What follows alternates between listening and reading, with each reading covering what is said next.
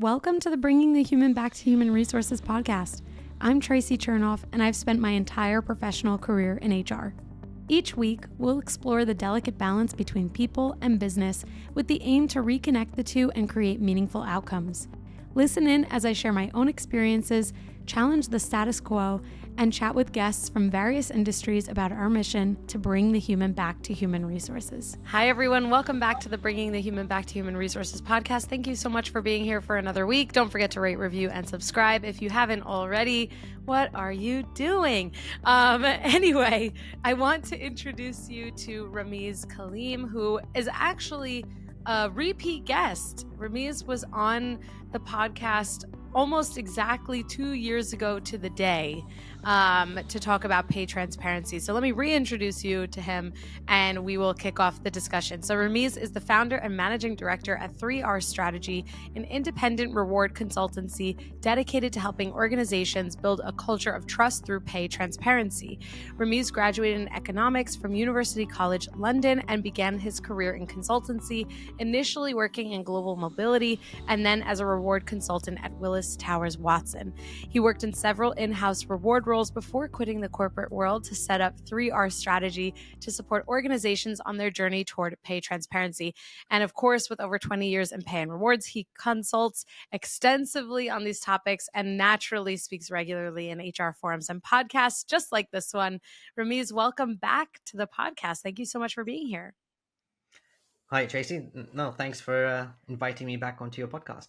Of course. Anytime. Maybe you'll come back for a third time too, because pay transparency is a very important topic.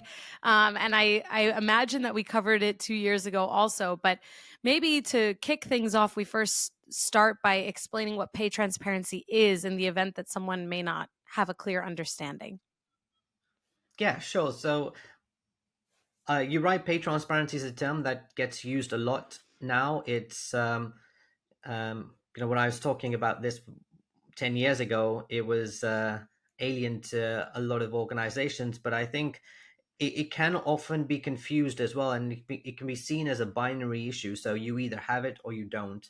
But the fact is, pay transparency is more of a scale, and you can be at different points within that scale. So some people can think pay transparency means everyone is going to know what everyone else gets paid, but that's really not what transparency is about. It's more around giving people context around how we make pay decisions and what is our purpose, what are our principles. So we demonstrate fairness through our processes. And so that could mean for one organization that you have a set of principles that you share with your employees. For another organization, it might mean that you have salary ranges across your organization. For another, it might mean encouraging managers to have open pay conversations with their employees. So it can mean different things, but ultimately it's about demonstrating fairness and a commitment to pay equity. Absolutely. Thank you for explaining that. I really love that you pointed out that pay transparency does not necessarily mean that everyone knows what you're earning, because that's kind of up to the person. If you share, that's on you. But organizations are not really inclined to share that much detail. Certainly, I've seen organizations share the ranges for certain jobs, which is sometimes a requirement depending on the state that someone lives in within the United States, at least. But I digress. I really want to dive into this global salary planning report that I imagine it's you and your team that pulled this together. Is that accurate? Yes. Yeah, that's right. We publish this Amazing. on an annual basis. Amazing. Well, it has a lot of really, really effective and clear detail, I would say. And what's interesting, and this for the listeners, this is for the 2024-2025 year. And what's really helpful about these insights is that you cover a lot of I'll say like data points that people often ask about. For example, inflation and cost of living. Even like I was talking to a few friends who were like, oh, my increase this year didn't even cover inflation. Inflation in the US is like 6 to 7%, and they received like a 3%, 2 to 3% increase respectively. And of course, that's speaking from a US context, but I'm curious, when you think about some of these salary trends and data insights that you pull in to this report, what are some of the trends that you see, especially related to inflation and cost of living around the world? Yeah, the inflation and cost of living is the reason we initially started publishing this survey, and then gradually evolved into a much bigger survey. And so this year we did cover around 40 countries across around 20 different industry sectors. So we covered the US and the UK. And for 2024, the salary increase budget for both countries was shown to be 4%. And, um, like you said, over the last few years, inflation has been a bit high.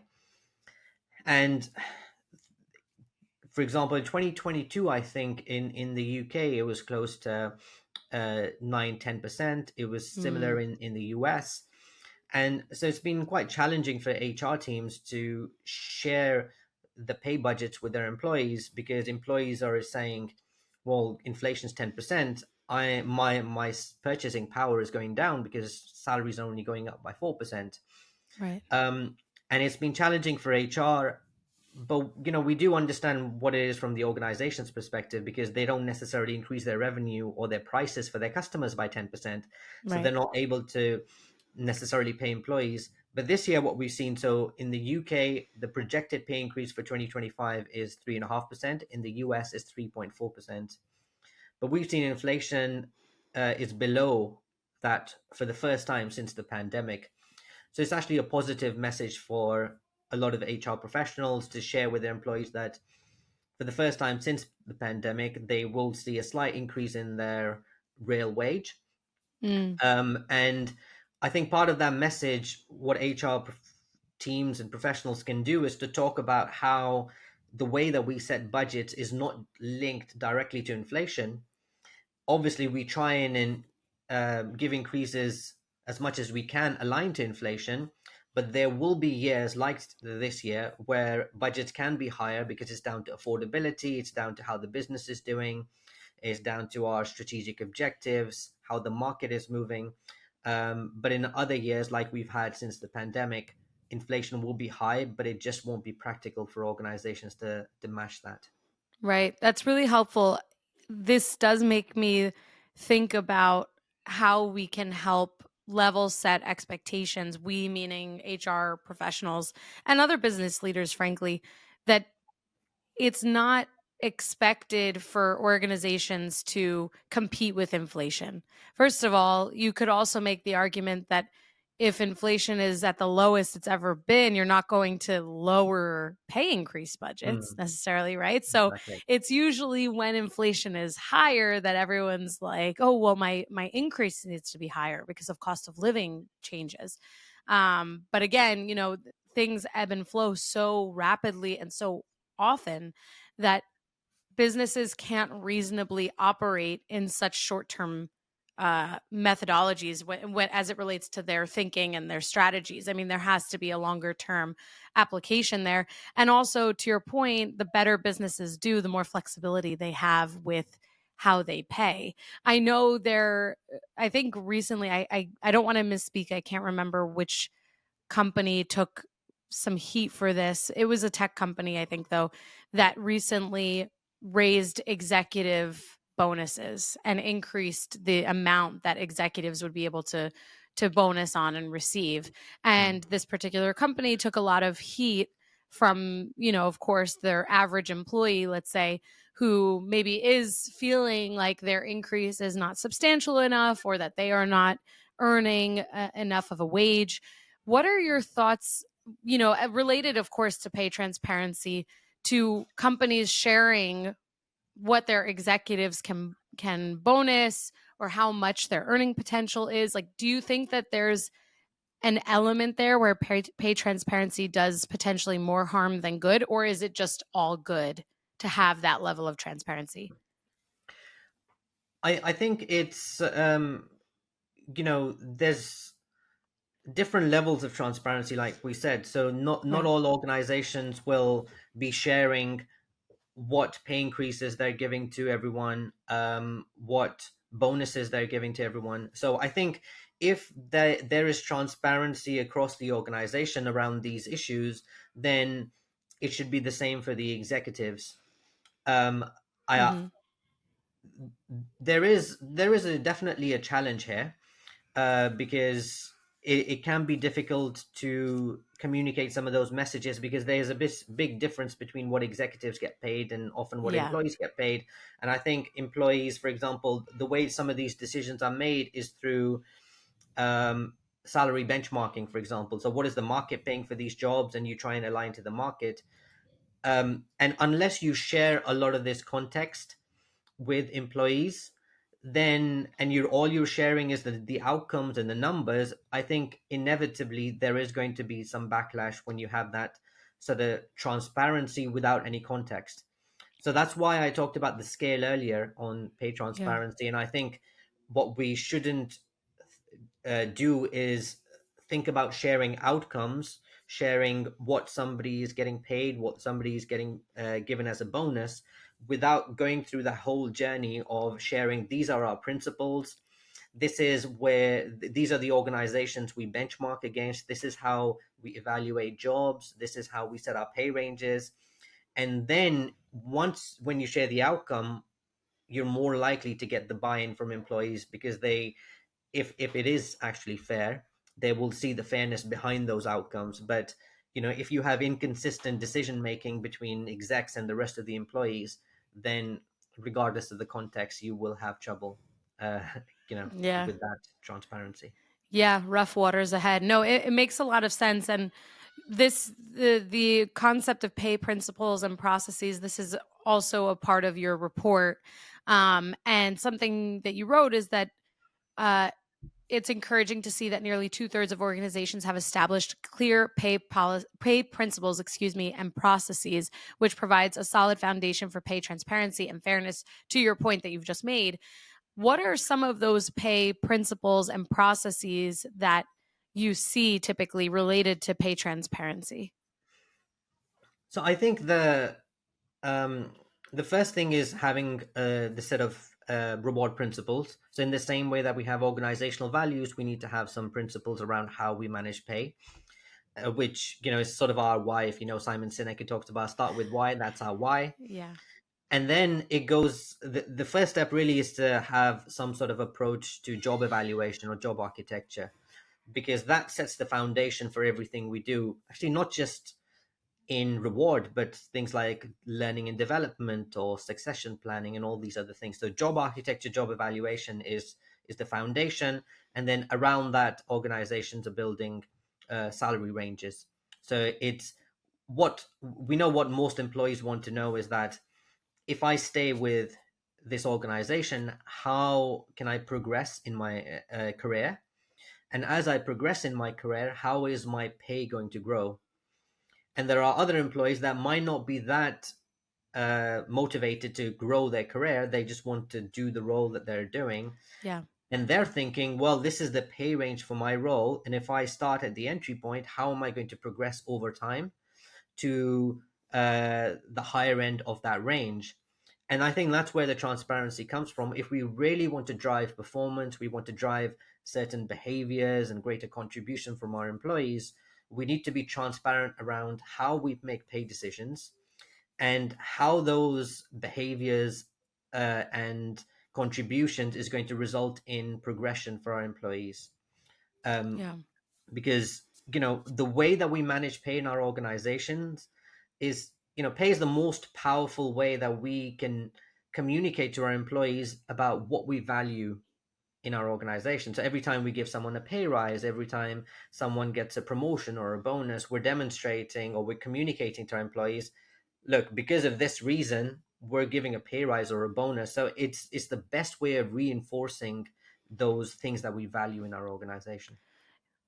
Thank you so much for that. I mean, it makes me really think about the number of organizations potentially that don't have established pay principles. I mean, especially, given the data that you've collected, that's about a third of organizations that maybe have an idea of what they do, but they don't necessarily have like an established or easily communicated or documented process or principle around pay.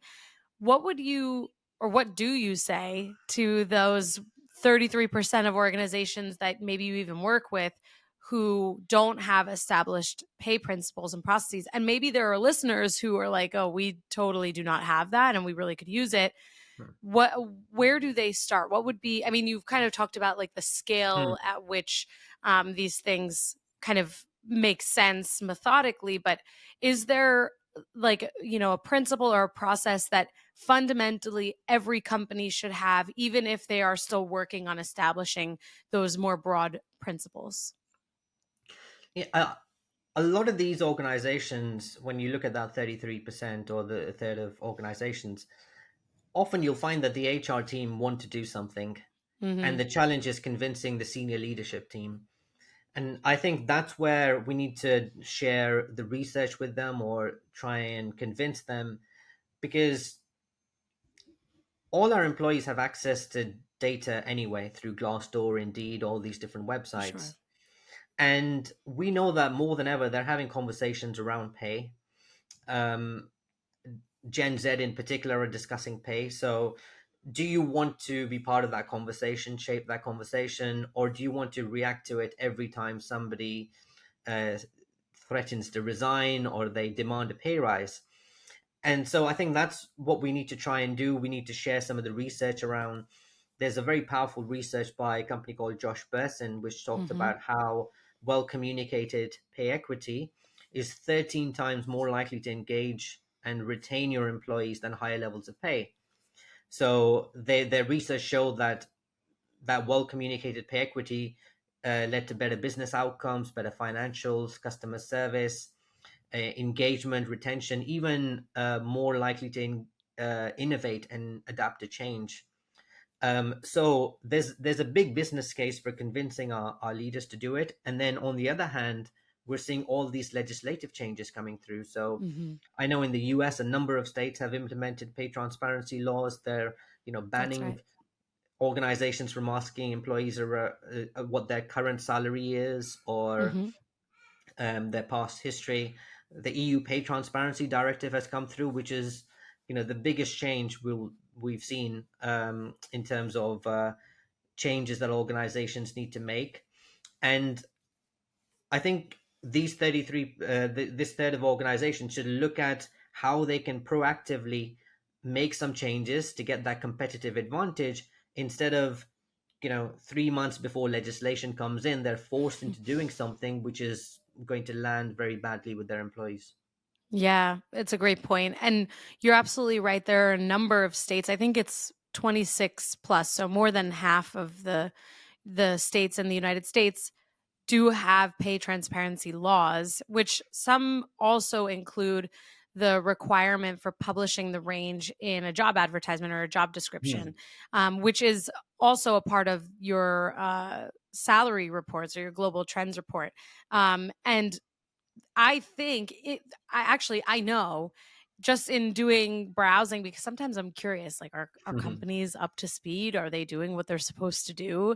And maybe that makes me nosy, but I really like to look to see which companies are compliant, and I keep track of that stuff in my mind. But there are companies that are operating or publishing job descriptions in states that require pay ranges who don't include pay ranges on their job descriptions. And I would imagine that for a candidate or for, a, let's say a consumer in this case, like someone who's looking to apply to these jobs, I would imagine that the best way for them to assess whether a company has pay principles and processes or not is just to first look at the job description. Because, especially in states where they're required, if they don't have Hmm. pay ranges, it's probably a good indication that they don't really have established pay principles. Regardless of it being required or not, sure, maybe they have some level of ranges internally, but if they're not fundamentally following the requirements by law, Hmm. that is kind of an indication of a number of things. And then similarly, if a company is hiring in a state that doesn't require pay transparency laws, and they are, or doesn't require pay transparency, or doesn't have pay transparency laws, I should say, if they are publishing ranges regardless, that's also an indication of where they fall within this established principles kind of realm. And so I say that Yeah. because one of the thoughts that I had when you were sharing, you know, what companies are doing and why they have these established pay principles or how they establish them is that there's this benefit, of course, internally as an HR professional. And there's also a benefit for future employees to know what their growth can look like just through some of those indications. You know, if they are looking Mm. for growth economically rather than in title or in scope, that this is another way for them to really see that, and to get a feel for what that company prioritizes. Certainly, companies that are still following the law don't necessarily have fully established pay principles. Maybe the pay range on the job description is their bare minimum, but it's a start at least, I think. Yeah, I mean, definitely. It's funny you talked about researching a lot of companies that are not publishing their pay ranges.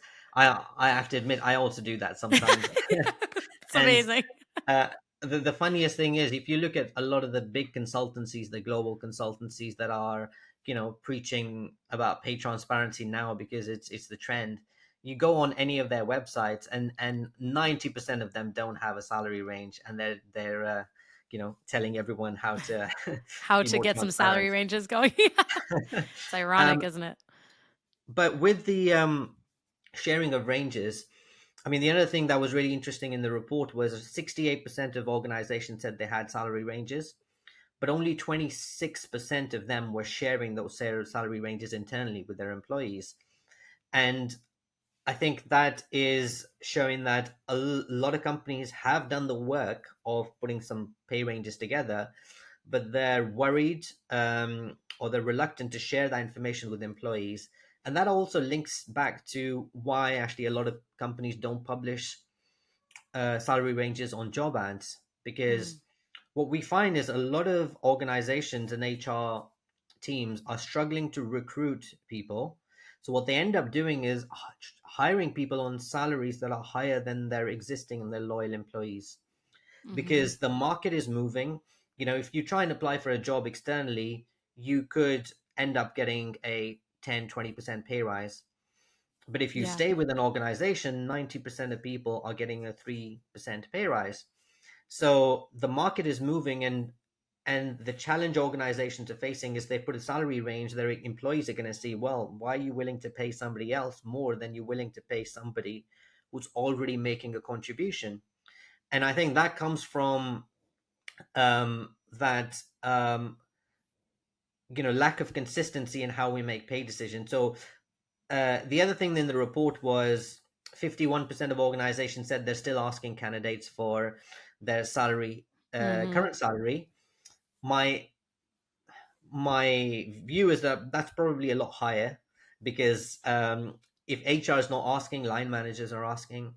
And even in those cases when we're not asking, we go around that question by saying, what are your expectations? Yes.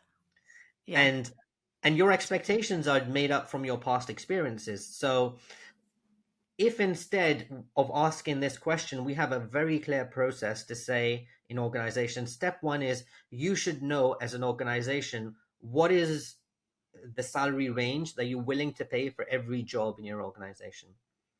And that comes through a job architecture. So let's say you have 7 levels and all your jobs are placed on those 7 levels. If you're at level 3 within the finance function, this is what we're willing to pay.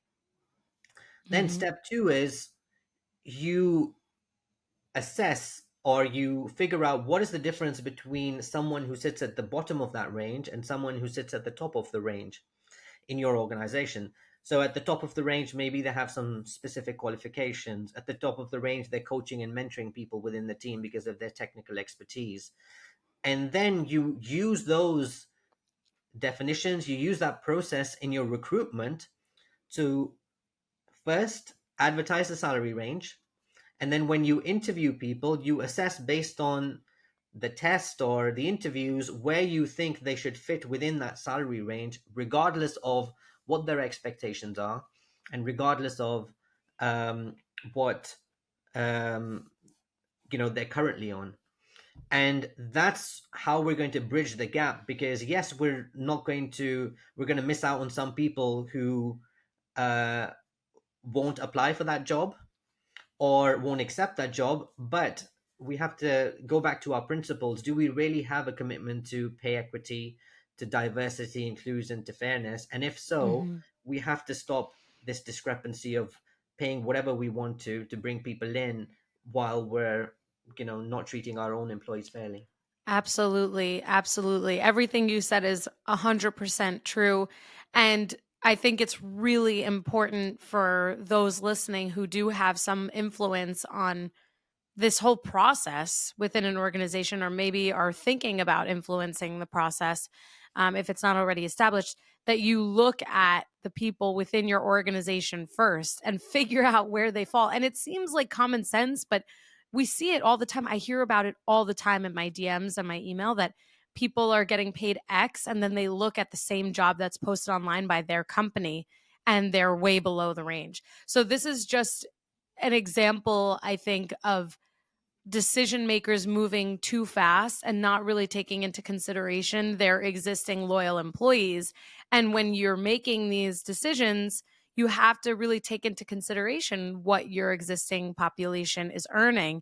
And it also is a great exercise to determine whether your existing population is being paid fairly or not. Like, if a company determines that a job is within the range of $130,000 a year to $200,000 a year, and their employees that are currently within the organization making less than $130,000 a year, it then requires that organization to really figure out how they're going to bring those existing employees up to that budgetary minimum. Because if, or at least I should say, the range is minimum. Because at the end of the day, if you're looking for someone externally and you're willing to pay, to your point, within that range, you have to also be willing to pay your current team within that range. It's a huge misstep, I think, by organizations when they don't take that extra 30 minutes to look at their, Mm. their existing salaries. And at the very least, they should ensure that the range captures those existing Exactly. employees, Yeah. so maybe those existing employees are a little bit below where a company wants to fall. You should extend your range to at least incorporate those and still figure out how you're going to right side them. That's Yeah, my and I, opinion. I think most of these organizations that are not publishing a range when they recruit, they they're probably thinking, well, we bring someone in at whatever we need to, and nobody's going to find out internally. But we know that people are discussing these things Yes. internally, and what ends up happening is, we bring in one person to fill in one vacancy, and we end up making the other 10 people disengaged because Right. they're all thinking, we've been working hard and not getting rewarded, and somebody else who's just come in is negotiated a higher salary. And so that's why I think pay equity, and that well communicated pay equity, is, once you start to dig deeper, that's why it's 13 times more impactful in business results and engagement, retention, and so on, because it's, you know short-term thinking is really damaging us in the long term. 100%. You're absolutely right. And I think I'd be remiss not to bring up probably the most shocking part of your report. At least I was shocked. And this Hmm. is related to the gender pay gap reporting. I was shocked to read that uh 65, let me see, 65% of organizations are not calculating or reporting gender pay gap by job level or grade. So this, to me, maybe I'm not interpreting this correctly, so please correct me, but that to me is translating that those 65% of organizations that are part of this survey data are not actually evaluating. They're not going through the process to determine what that pay gap is between, genders Hmm. within that specific role. Is that what that statistic is showing? Yes, it is. So gender pay gap reporting became compulsory in the UK many years ago. And so organizations with over 250 employees have an obligation to publish their gender pay gap. And it's six numbers they have to publish. So they have to publish the mean, the median on base, Hmm. bonus, and quartiles of people getting those payments. And so what that means is, that percentage that you're looking at, a lot of those organizations are doing what's mandatory, which is reporting those numbers at an organizational level. But when you say an organization has a 15% gender pay gap or a -5% pay gap, it doesn't really tell us anything about pay. It could be because there's a female CEO, and that's why it's -5%. It could be Mm-hmm. that, you know, the exec team is 80% male, and that's why it's 15%. You could also have a lot of pay inequity with 0% gender pay gap, and you could have Yeah. no pay inequity with 10% gender pay gap. So it's really digging deeper, and that's, like you said, when you start to look at it by job level, by function, that's where you can investigate to say, is this justified? Is this something we need to do something about? And unfortunately, not many organizations are digging deeper into that. Yeah, that's okay. So I'm glad that that's how I read it, but I'm also sad that that's accurate because, I think maybe it just means that I've worked at great organizations, which I have, but I was shocked because I couldn't believe that this wasn't happening by the majority of organizations that have been surveyed in your report. There's certainly we all know that data and statistics, we can enable them, we can allow them to enable our message, right? Like we Mm, can leverage data in different ways. And to your point, if there is a pay gap or there isn't a pay gap, that doesn't necessarily, at least at the organizational level, it doesn't necessarily point to what's really happening by level or within specific jobs. And I think it's really important, especially, actually I should say regardless of the size of organization, to really think about I should say how they look at gender and pay equity by level. And of course, this pulls into the framework job architecture, because certainly mm, companies do have to have some sort of understanding by, at least within that job architecture, by what level people sit or within what level people sit. But I also think, just regardless of that, if a company is smaller and they have, a manager level, a senior manager level, or, executive, and then non-manager, individual contributor, whatever those levels look like, you don't really have to have a minimum number of employees. Every company can really look at this, including small businesses.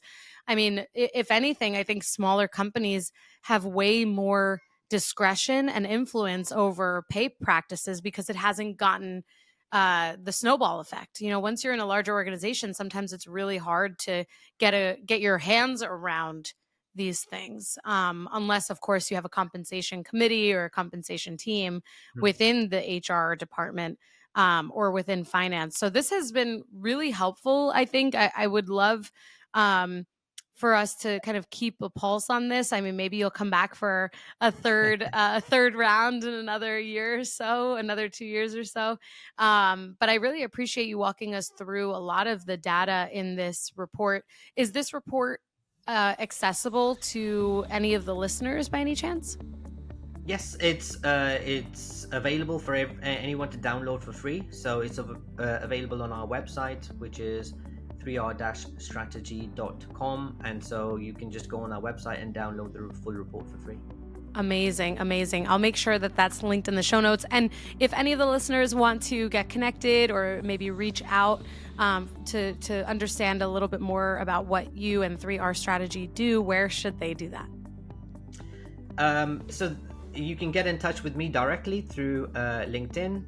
So Rameez Kaleem. I don't think there are many Rameez Kaleems, but a 3R Strategy. So yeah. So either through the website or LinkedIn is the best way to get in touch with me. Amazing. Well, Rameez, thank you so much again for helping us have a better understanding of this really important data that you've pulled together. And thanks again for coming back on the podcast. I appreciate it. Thanks, Traci. Hey, just before you go, don't forget to subscribe to this show so that you are the first to hear when an episode drops each week. And maybe leave a 5-star review and a comment about how much you loved this episode. Plus, if you have someone in mind who would really enjoy this episode, make sure you share it with them. Thank you so much for tuning in, and I will see you next week.